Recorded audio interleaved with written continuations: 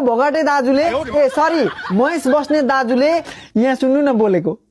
धरानको हरको साममा कुच्चेको गाडी लिएर आएर सिंहदरबारभित्र अनि आए त अनि के भोगाटेको बोक्रा लिएर आउनु त त्यही कुचेको गाग्री पनि छोडेन छौ त अनि त्यत्रो सम्मानको अभियान चलाएका होइनन् हर्कजीले हो त कोकाबाट पानी ल्याएर खुवाइरहेछन् देखेनौ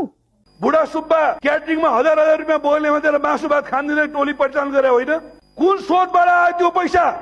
धरानमा 101 लाउरेछन् आफ्नो ठाउँ बनिँदा सहयोग गरे त्यही हो स्रोत डोनरले आफै मासु खानु है भनेर पैसा दिएपछि खानु परेन छैटौं तलामा केटी राख्ने जस्तो सजिलो छ पाइप तानेपछि त भोक लाग्छ नि त अनि खानु परेन अनि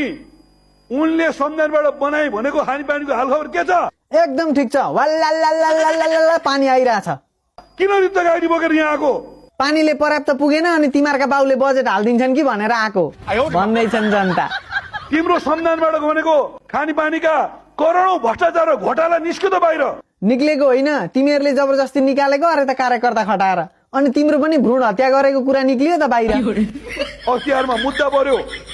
हालेपछि त परिहाल्छ नि टेकु प्रहरीमा तपाईको पनि त बलात्कारको मुद्दा छ अरे नि त समाचारले भनेको समावेशी पार्क लगायतका दर्जनौं यादाहरूमा अख्तियारले उनलाई बयानमा बोलायो अनि उनले अख्तियारलाई गाली गरेर फेसबुकको स्ट्याटस लेख्छन् अख्तियारै तिमीहरूका गोजीका मान्छे छन् स्ट्याटसको कुरा नगर है स्ट्याटस तिमी पनि लेख्छौ नि अस्ति महानगरले फाइन हान्दा तिमीहरू पैसा नतिरिकन स्ट्याटस लेख्दै गरेको होइन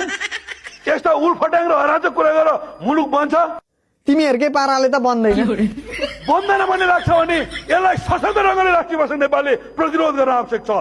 गरि त रहेछौ नि जे गरे पनि मुद्दा हाल्छौ यहाँ विरक्तेर हर्कदै गीत गाइराख्नु भएको छ यता हेर्यो मुद्दा उता हेर्यो मुद्दा